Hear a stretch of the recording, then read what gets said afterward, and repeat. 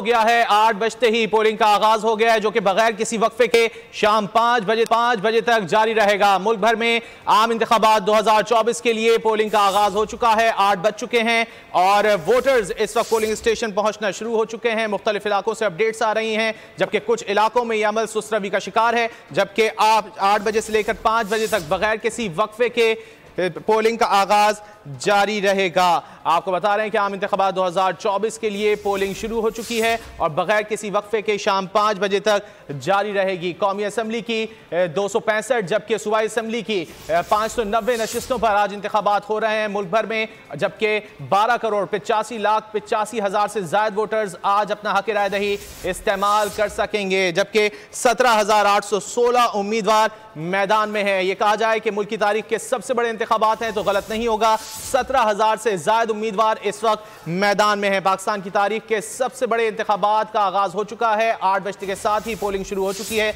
जो कि बगैर किसी वक्फे के